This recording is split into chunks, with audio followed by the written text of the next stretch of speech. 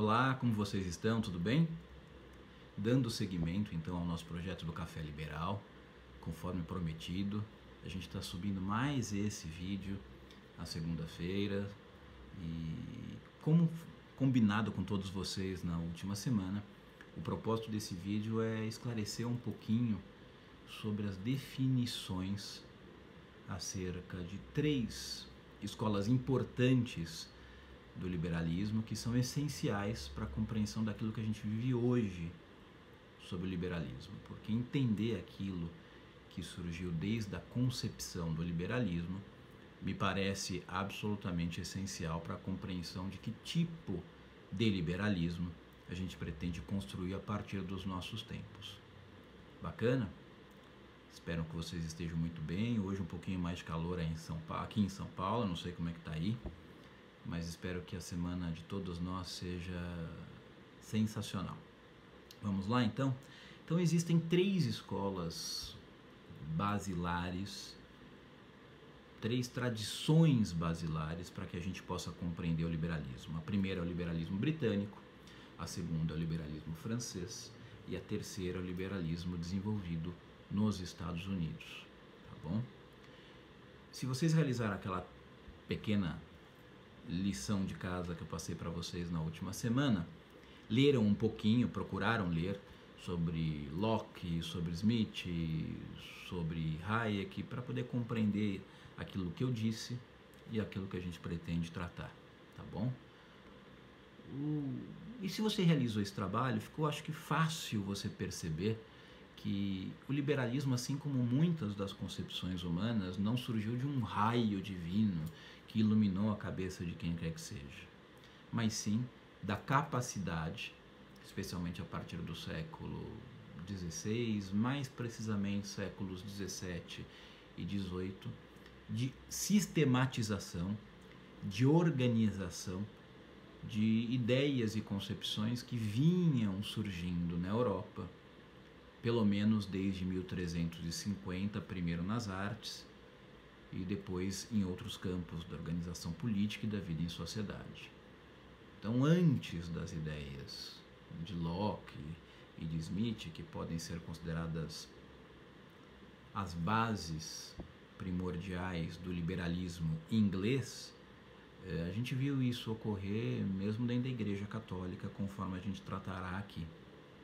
A gente viu isso ocorrer primeiro no campo artístico, com a necessidade da produção de uma arte denominada liberal, e isso acabou impactando em praticamente todos os segmentos da vida em sociedade. E Locke, isso é assumido, isso é indiscutível, ele embasou a sua estrutura de pensamento naquilo que a gente pode chamar de escolástica tardia, a partir do século XVI, especialmente nos escritos de 2 jesuítas espanhóis, os 2 espanhóis, Suárez e Juan de Mariana, que entre principalmente 1550 e 1620 já defendiam, entre aspas, num conceito preliminar, o direito natural como base dos sistemas políticos, né? Que deveriam ser consolidados na equação que determinasse que o homem assume a entrega do poder a terceiros, ou seja, terceiros exercendo o poder, mantendo, entretanto, o direito natural de assumi-lo novamente nos casos de injustiça, entre aspas.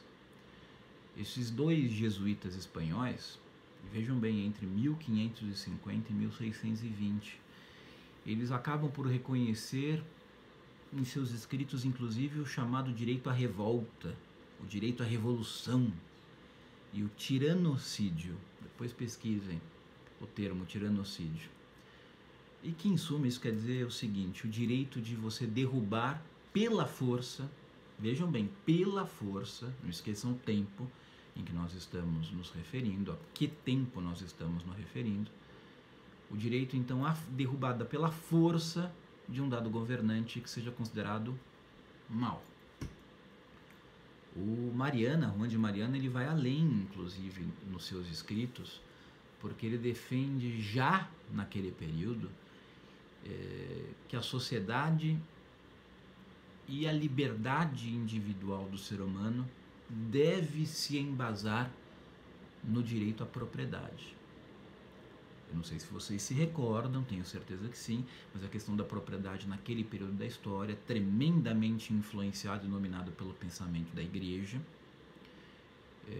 era bem diferente do que esse que apregoava a liberdade e o uso fruído absolutamente livre daquilo que poderia ser denominado como propriedade naquele instante da história.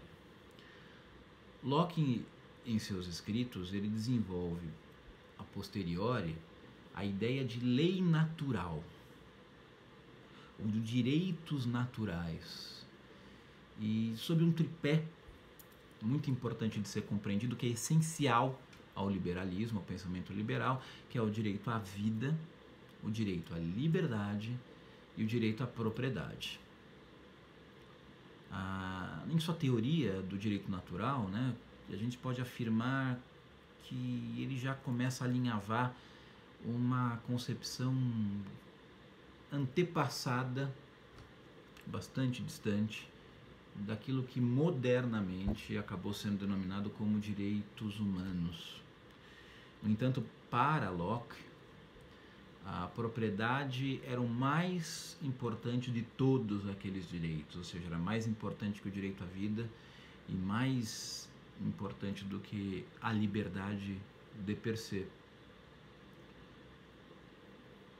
Ele, inclusive, alguns autores chegam a afirmar que Locke não seria um defensor do ambiente democrático, da democracia, mas existe um certo equívoco na interpretação da teoria de John Locke sobre esse aspecto. Na verdade, o que Locke questionava, como uma pessoa altamente intelectualizada e capacitada como ele, era a espécie de propositura democrática que era apresentada naquele tempo. Você vinha de um tempo onde as pessoas, tirando a nobreza, e mesmo nem da nobreza, tinham pouquíssimo acesso a elementos culturais, a elementos educacionais. De repente você entregaria o governo para essas pessoas, e Locke via nisso um risco à teoria, à filosofia liberal, porque ele sentia, e o que é muito justo, é muito lógico isso, ele sentia que haveria um fracasso dessa concepção e que provavelmente a resposta seria um retorno ao estado anterior, ao estado então autoritarista, né? Mas as ideias de Locke, desde então, foram tão impactantes para aquele momento da humanidade que passaram a influenciar todo o pensamento continental, o pensamento da Europa, e influenciaram muito, muito em tudo aquilo que se escreveu a partir de então sobre o liberalismo, e acabou impactando também nas concepções que nortearam as revoluções americana e francesa.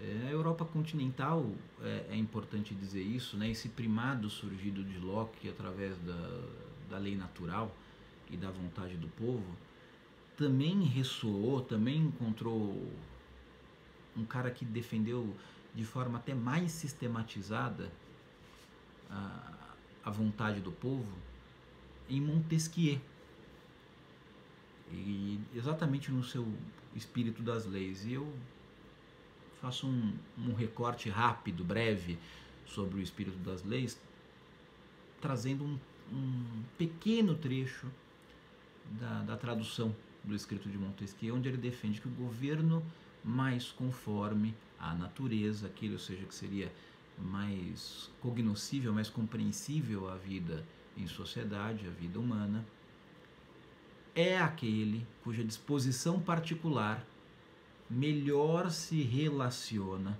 com a disposição do povo para o qual ele é estabelecido, ou seja, um verdadeiro primado da vontade popular sobre qual modelo de governança da coisa pública que vai impactar na vida privada aquela nação, aquele povo elege. E é um contraponto magnífico, fortíssimo, ao modelo que fosse estabelecido pelo uso da força, força no sentido lato do termo, uma concepção de alguém em posição, que vigorava anteriormente. Nessa mesma linha de raciocínio lógico, a gente encontra ecos em Jean-Baptiste Say e Destutt de Tarassi, dois outros franceses, que acabaram por serem identificados ao longo da história como os mais ardentes defensores da tendência à harmonização do mercado e deram muito provavelmente, segundo aquilo que eu entendo, origem ao termo que depois acabou se popularizando, o laissez-faire, que a gente vai tratar mais para frente. No entanto, na segunda metade do século XVIII, então pulamos um pouquinho, a segunda metade do século XVIII, passam a emergir duas escolas de pensamento particularmente relevantes para o liberalismo, né, para a filosofia liberal. Na Suécia e Finlândia, na parte norte da Europa, em decorrência de um período que vigorou entre 1718 e 1722 ou 23, se não me engano, de liberdade e de governo parlamentar. E aí é que surge aquele texto que eu recomendei para vocês na semana passada, do Anders Chydenius, que foi um dos parlamentares daquele período naquela região da Europa. E o impacto das ideias surgidas desse liberalismo nórdico, vamos chamar assim, ele é vislumbrado até hoje na concepção do Estado social dentro do modelo escandinavo, que a gente vai tratar um dia certamente, que não tem nenhuma relação com social-democracia. Isso é mera propaganda, e propaganda, digo mais, enganosa. A outra escola que deriva desse pensamento basilar sobre o liberalismo é aquilo que a história acabou denominando de iluminismo escocês, que acabou sendo o elemento influenciador dos escritos de David Hume, de Adam Smith e Immanuel Kant. E a gente chega então a Smith, o outro dos dois principais pensadores do liberalismo clássico de escola britânica, de escola inglesa, né? Chegamos a um escrito absolutamente relevante para a história da humanidade, a riqueza das nações, e estamos em 1776. Esse recorte histórico é importante. Mas é relevante notar, e tenho certeza, se vocês pesquisarem isso na internet, vocês conseguirão facilmente encontrar elementos nesse sentido, que em The National Gain, Chydenius, esse pastor, se eu não me engano, e parlamentar sueco, escreveu 11 anos antes de Smith os primados, a defesa dos primados das liberdades de comércio, e apresenta pela primeira vez uma concepção do pensamento liberal. Então, 11 anos antes de Smith, Chydenius já começa a propor uma estruturação do pensamento liberal, evoluindo a partir das ideias de Locke. Smith é relevante, é considerado relevante para a compreensão do liberalismo por diversos fatores. Os principais é porque ele teve a coragem de expor a teoria que sustenta, em síntese, que os indivíduos poderiam estruturar a sua vida econômica e moral sem submeter às restrições e intenções do Estado. Lembre-se que na maioria da Europa, ainda naquele período, os estados eram confessionais, atrelados a alguma fé, algum estilo de fé.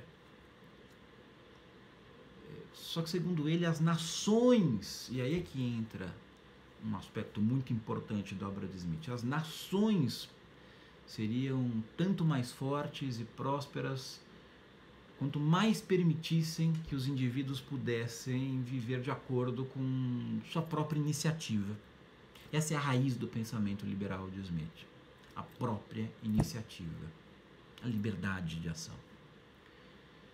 Nesse sentido, nessa esteira, Smith defendeu o fim das regulações mercantis e feudais, dos grandes monopólios do Estado ou das suas variações vigentes naquele período. E é considerado pelos estudiosos do tema como o grande construtor e o grande defensor do sistema de laissez-faire, que é aquela forma mais libertária, vamos chamar assim, de organização de mercado capitalista. Princípio segundo o qual o governo não deveria tomar posição em nenhuma dimensão do funcionamento do mercado. O mercado deveria ser livre. E aí surge o termo até hoje utilizado, livre mercado. É lógico que não na mesma concepção, porque todo o pensamento ao longo da história ele passa por transformações e isso é necessário para que haja aplicabilidade. Smith desenvolveu, portanto, uma teoria também muito relevante para justificar, para fundamentar essa questão da liberdade, da livre iniciativa, e escreveu isso acho que um pouquinho antes da sua obra A Riqueza das Nações, chamada Teoria dos Sentimentos Morais. E ele tenta fazer com que as pessoas compreendam essa liberdade de ação através desse aspecto de afastamento de interesses egoísticos. Não é porque você passará a dispor, nesse sistema defendido por Smith, de liberdade para agir, que você agirá apenas e tão somente para a preservação e para o patrocínio dos seus próprios interesses. Eu acho que, com relação a Smith, isso é importante para ser entendido, a relevância dessa agregação das decisões individuais em favor de um sistema de liberdades, de exercício de liberdades, defendendo a tese de que isso seria um elemento de maior geração de desenvolvimento, de riqueza dos povos, das nações. E é importante que Smith foi provavelmente um dos precursores do ataque ao denominado lastro-ouro na economia nacional, porque ele sustenta que a riqueza de uma economia nacional ela deve se valer da produção de riquezas e não do quanto há de ouro acumulado em um determinado cofre central. Então, o liberalismo inglês bebe primordialmente dessas duas fontes, tá?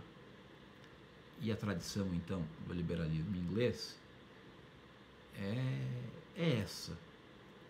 Já que participa, já que se principia de elementos de liberdade individual, contrapondo ao absolutismo, então, vigente, é uma defesa intransigente, acaba por ser uma defesa intransigente daquilo que modernamente passou a ser concebido como democracia liberal. Então, o liberalismo inglês é, inegavelmente, um tremendo defensor das formas democráticas de organização da vida em sociedade. Todavia, isso foi pertinente ali para a Inglaterra, acabou influenciando o pensamento liberal em toda a Europa, só que, como seria natural e absolutamente compreensível, diante das distinções entre os povos e as suas crenças morais, econômicas e filosóficas, a base desse liberalismo inglês acabou influenciando os franceses a concepção daquilo que a gente pode chamar de segunda variação relevante sobre o liberalismo, que é exatamente o liberalismo francês, né? É importante ressaltar que, ao contrário do que havia na Inglaterra, a França era um país, ainda é hoje, tremendamente relevante, mas era muito mais, tremendamente relevante para a Igreja Católica, para o catolicismo. Então, existiam questões características da França que não se viam mais presentes dentro da Inglaterra, guardando relação à filosofia católica. Tá? E o liberalismo francês nessa seara, ele acaba influenciando dramaticamente na construção, na concepção da Revolução Francesa. Não sei se vocês se lembram dos 3 vetores ou primados da Revolução Francesa: liberdade, liberalismo, liberdade, igualdade e fraternidade. E nessas 2 palavras é que está identificada a grande variação entre o modelo liberal inglês e o modelo liberal francês.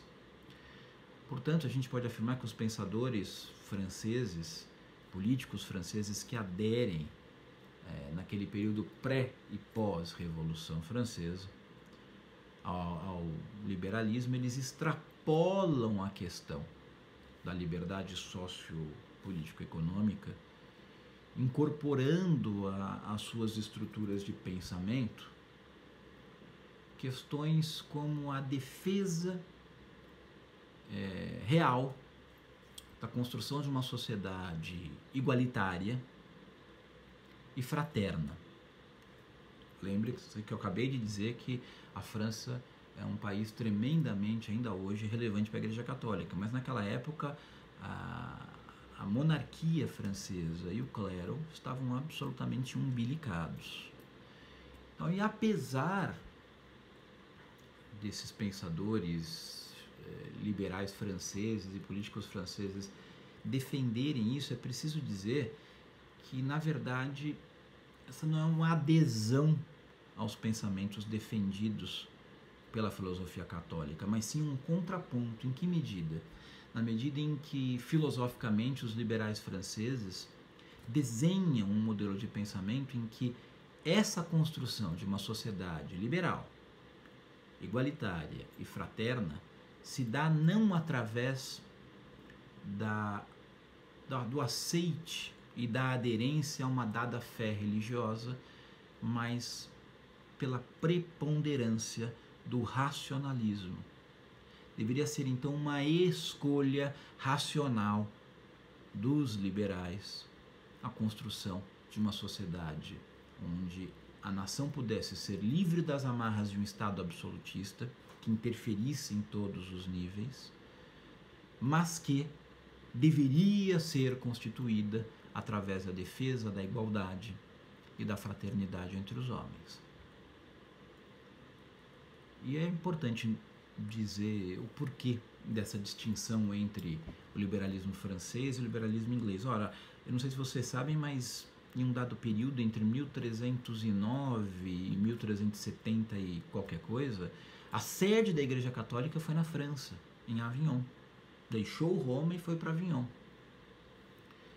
E o estilo de governança que caracterizava a monarquia francesa naquele período, né, pré-revolucionário, contribuiu decisivamente para essa construção, porque além de política e economicamente aquela estrutura se demonstraram um fracasso, não estava conseguindo enfrentar as questões que afligiam a vida, o cotidiano dos franceses. O clero era, do ponto de vista legal dentro da França, isso só foi resolvido a partir do Código Napoleônico, do Código Civil francês, uma casta protegida pela monarquia, com direitos diferentes daqueles que seriam os direitos dos comuns, de nós. Então a influência vem disso, né? Um contraponto a esse sistema que se compreendeu injusto e que, em contraponto à fé, apregoou-se ou embasou-se o império da razão, do racionalismo. Então isso, apesar de você ler hoje, no século XXI, esses termos como igualdade, fraternidade, como algo que pode ser atrelado ao catolicismo, compreenda que naquele momento, naquele recorte histórico, isso significou uma afronta a essa influência da Igreja na política e no Estado, clamando pela adesão à ideia da construção de uma sociedade livre, igualitária e fraterna, com base na razão, a necessidade de você compreender que esse é o melhor modelo de convivência social e não através da imposição de uma fé, tá bom? Então, essas duas distinções entre o liberalismo inglês e o liberalismo francês são muito relevantes. O liberalismo inglês surge, como a gente falou na aula passada, em contraponto ao então conservadorismo vigente, embasado no Estado absolutista, que não defendia ou respeitava sequer o direito à propriedade. A partir do momento que ele apregoa das ideias de Locke, desenvolvidas e evoluídas em Smith, a autodeterminação dos povos, e que a riqueza verdadeira ela não está atrelada ao Estado através do lastro-ouro, mas sim através da circulação de riquezas, inclusive a intelectualidade, que aquela nação, que aquele povo é passível de produzir, surge então a defesa da democracia liberal. Já o inglês está mais preocupado com essa questão do racionalismo, da vigência de um contraponto àquilo que vigorava dentro do seu território, desse atrelamento entre Estado e Igreja, e apregoa a questão da necessidade de concebermos racionalmente uma sociedade livre, igualitária e fraterna. Racionalmente. Só que ao largo de tudo isso, né, lembrem-se em que momento da história a gente está, a gente tinha o desenvolvimento do outro lado do Atlântico da maior colônia do Império Britânico, ou então Estados Unidos da América.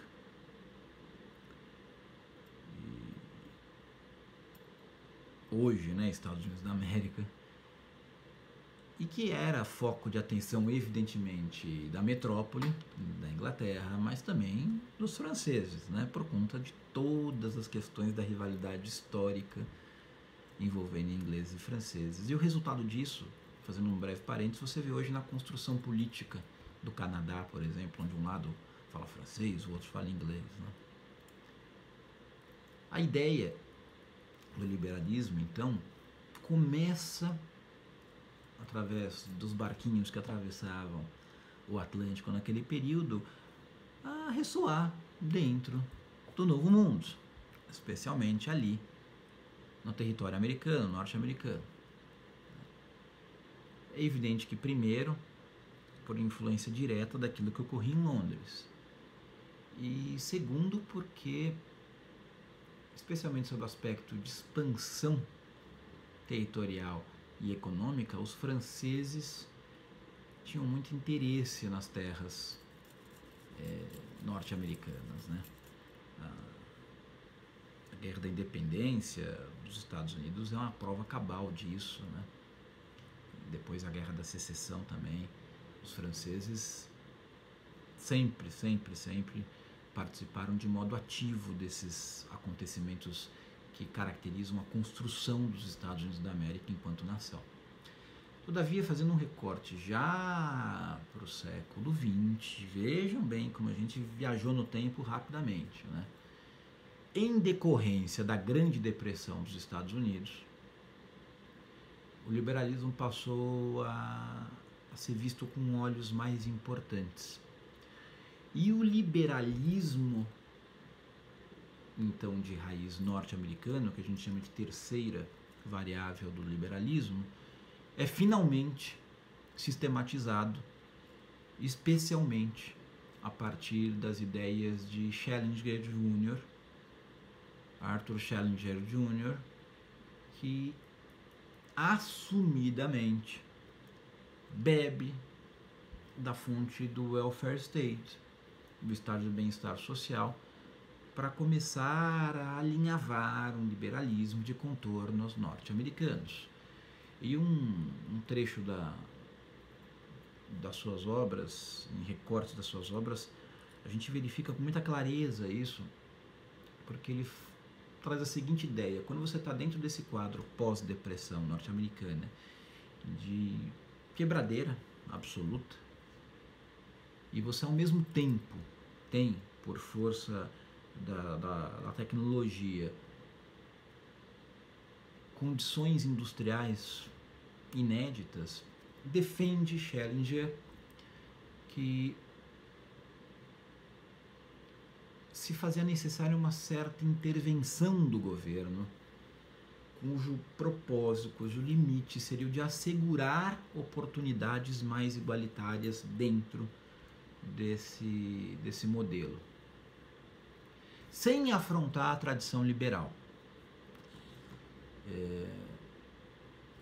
Então ele muda um pouquinho a concepção de Estado e assume dentro do território norte-americano a necessidade de se trabalhar o liberalismo também sobre essa dimensão do estado de bem-estar social, que teria como propósito um governo nacional com obrigação de manter altos, olha esses adjetivos, altos níveis de emprego, de produção econômica, e que fosse capaz de supervisionar, vejam esse adjetivo, os padrões de vida e de trabalho, regulando os métodos de competição internamente dentro da economia americana, especialmente entre o empresariado, e estabelecendo abrangentes níveis, se eu não me engano ele utiliza o termo seguridade social. Então vejam como é uma variação daquilo que foi concebido na Inglaterra e daquilo que a posteriori acabou sendo concebido na França. Evidentemente bebendo da fonte daquilo que aconteceu na Inglaterra e daquilo que aconteceu na França diante da realidade macro, político-econômica dos Estados Unidos da Grande Depressão. Portanto, é a partir do século XX que surge essa tradição do liberalismo norte-americano. A gente pode chamar isso da terceira onda liberal e que acaba sendo denominada por questões dogmáticas como aquilo que a gente conhece enquanto neoliberalismo.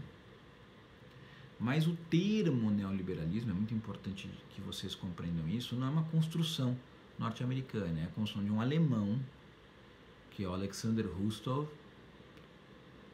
e que é considerado dentro da economia o pai da economia social de mercado, de 1933, onde ele apresentou os dogmas do que seria o neoliberalismo em um evento acadêmico.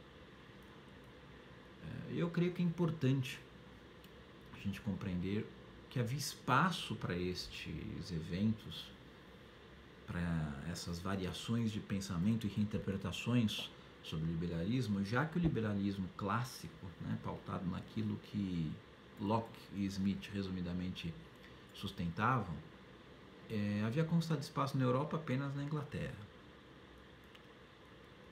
Todas as outras nações que desde então optaram ou elegeram a tentativa de implantação de um modelo liberal de organização sociopolítico-econômica acabaram apresentando variações àquele modelo inglês e não uma mera aplicação daquele modelo inglês. Então havia espaço para essa reinterpretação formulada em território americano. Então é especialmente a partir de 1970, diante daquilo que a gente observava como baixos níveis de crescimento econômico, uma majoração crescente da onda de taxação de impostos, o crescimento descontrolado da dívida pública, que surge então uma releitura de todo esse bololô dessas três escolas liberais, a britânica ou inglesa, a francesa e a norte-americana ou neoliberalismo, promovida essa releitura, essa reinterpretação, por duas figuras que eu considero primordiais para a compreensão do liberalismo a partir de então e durante o século XXI. De qual será a aventura do liberalismo no século XXI? Que são Hayek e Milton Friedman, um austríaco e um americano. eles assumidamente passam a reinterpretar tudo aquilo que havia sido construído enquanto pensamento liberal, sob o selo do pensamento liberal, e passam a apresentar ao mundo uma concepção ideológica que era evidentemente liberal, que é evidentemente liberal, mais factível, mais palatável, sustentada especialmente, notadamente, na oposição da intervenção governamental. Seja na política fiscal, seja em qualquer atividade da vida em sociedade, trazendo, acrescentando um elemento absolutamente relevante e que caracteriza desde então o verdadeiro pensamento liberal, que é a necessidade da universalização do conhecimento. Por quê? Porque para Hayek e Friedman, a pessoa só vai conseguir conceber e compreender a vida sob o primado da liberdade se ela verdadeiramente souber reconhecer, absorver o primado da responsabilidade. Então, o que Hayek e Friedman realizam a gente pode afirmar isso, um retorno crítico, interpretativo ao liberalismo clássico, a partir de 1970. Os dois, isso é importante, eles assentiam, sim, em pequena medida, é importante destacar isso, com o pensamento, ou com os elementos, ou com os preceitos do chamado liberalismo social, que guarda relação a um certo grau de bem-estar social. Esse liberalismo que a gente passou a denominar como neoliberalismo. Só que, em verdade, eu acho que o mais correto a afirmar sobre a obra e o pensamento de Hayek e de Friedman é que não significariam essas teses sustentadas pelos dois um salto cego de retorno ao liberalismo clássico, mas sim uma reinterpretação aquilo que aconteceu com relação ao pensamento liberal anteriormente ao século XX. Depois, evidentemente, da consolidação do liberalismo inglês e do liberalismo francês. Então, a gente pode afirmar que esse pensamento de Hayek e de Friedman seria um liberalismo pós-moderno, né? E sobre esse pensamento liberal pós-moderno, a gente destaca duas escolas primordiais, que são a escola austríaca, onde você tem como principais fontes Mises e Hayek, pelo menos na minha concepção, e a escola de Chicago, onde você pode determinar como principal figura a de Friedman.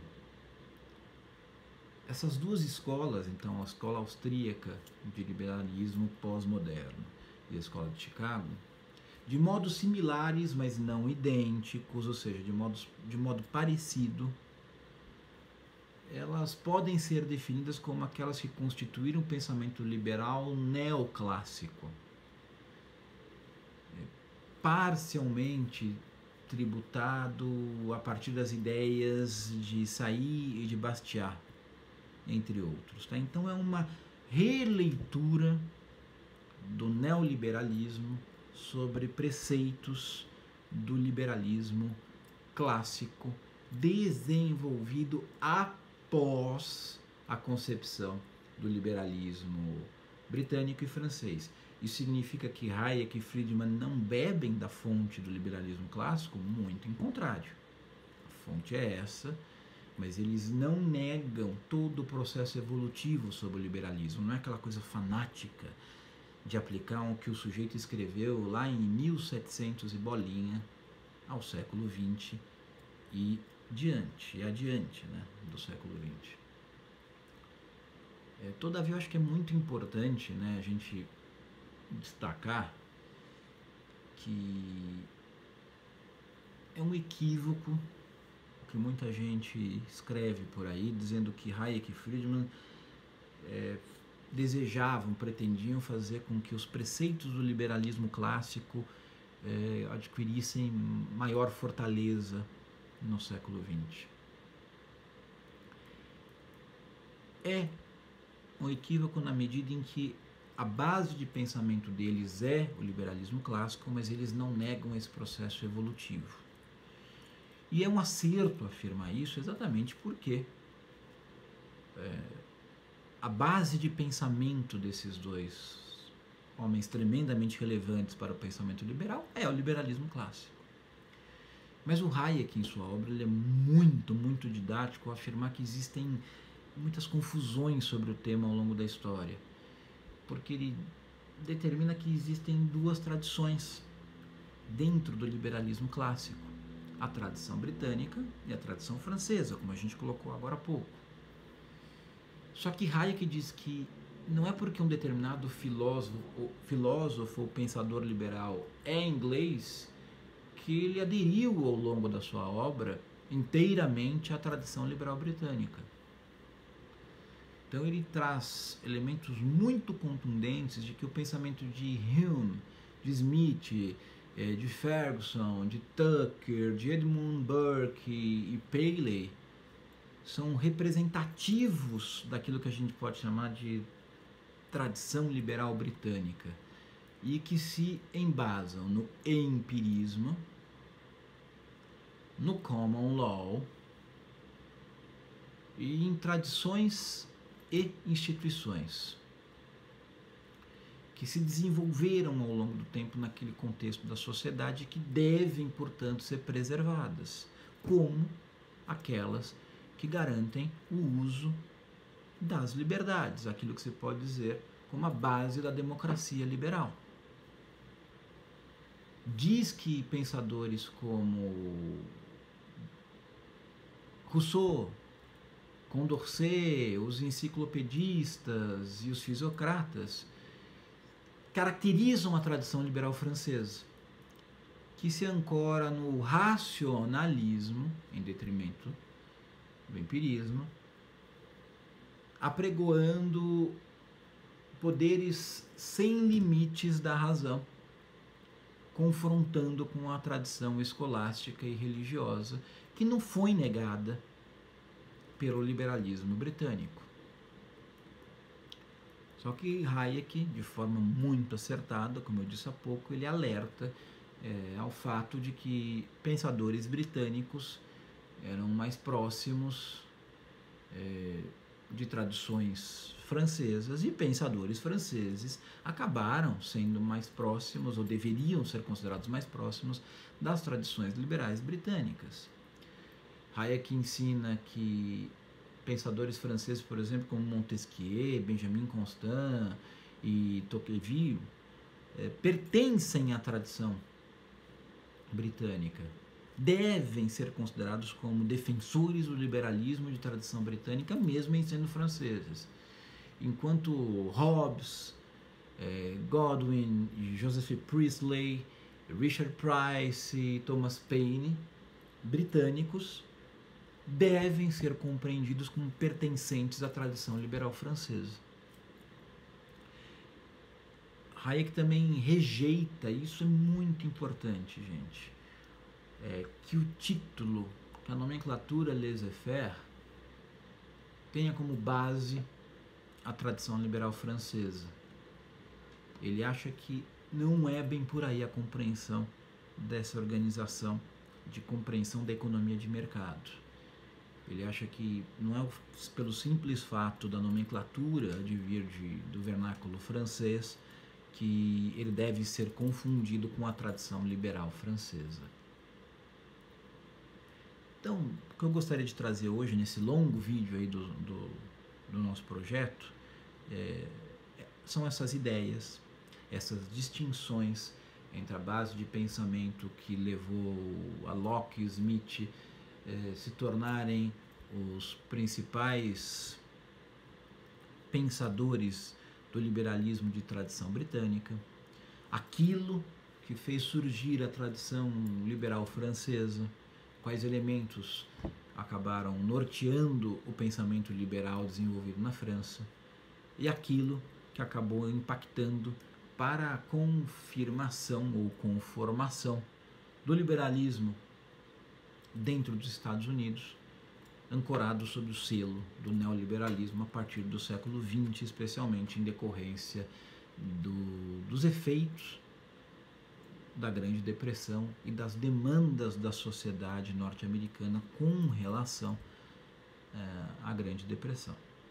Por isso que a gente vê hoje, de forma muito assustadora para muitos, que o termo liberal nos Estados Unidos é atrelado ao pensamento de esquerda, vamos chamar assim. Eu acho que não é, na minha opinião, de todo acertado. Eu acho que essa construção possui tremendos equívocos. Eu acho que isso é muito mais uma esperteza dos pensadores sociais-democratas norte-americanos do que algo que seja consolidado sob o ponto de vista filosófico, mas para o americano, especialmente o americano do nosso tempo, a partir dos anos 1980, 1990 especialmente, o termo liberal caracteriza muito mais um viés de defensores de amplas políticas de bem-estar social do que propriamente ditas pertencentes ao liberalismo mais tradicionalista. E eu encerro o vídeo dessa semana através de uma provocação que me foi feita via e-mail por um dos nossos amigos, seguidores aí do Café Liberal. Existe, diante de tudo isso, a gente pode afirmar que é válida essa construção que surgiu aqui nas eleições presidenciais de 2018 no Brasil, do sujeito se denominar como conservador nos costumes e como liberal na economia? É válida essa construção?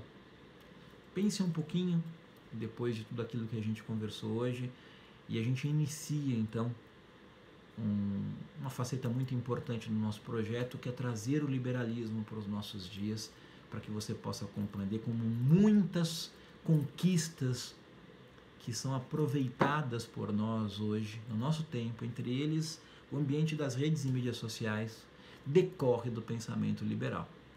A gente se vê então na próxima segunda-feira, sempre antes do meio-dia, pela manhã. Eu espero que você, se curtiu, clica lá no curtiu, dê o seu like ao vídeo, compartilhe a nossa ideia, compartilhe a nossa plataforma, se inscreva no canal. Se tiver qualquer dúvida, nós estamos absolutamente abertos a respondê-las através do Café Liberal br@gmail.com. Então mande o seu e-mail para a gente. Eu fiquei muito feliz ao longo da última semana, porque recebi muitos e-mails e a gente respondeu a todos. Eu acredito que a gente conseguiu equacionar algumas questões, algumas dúvidas, e nós estamos, e esse é o objetivo do nosso canal, é interagir com vocês, tá bom? E se a gente conseguir fazer com que o pensamento liberal verdadeiramente seja compreendido, entendido como uma construção que não é estática, que é tremendamente democrática, por exatamente absorver todas essas demandas dos nossos tempos e se propor a evoluir, a gente vai certamente compreender como é importante aderir à filosofia liberal e como é importante apregoar o liberalismo como modelo em nossas vidas. A gente se vê segunda-feira que vem. Eu te espero aqui no Café Liberal. Um abraço. Tchau, tchau.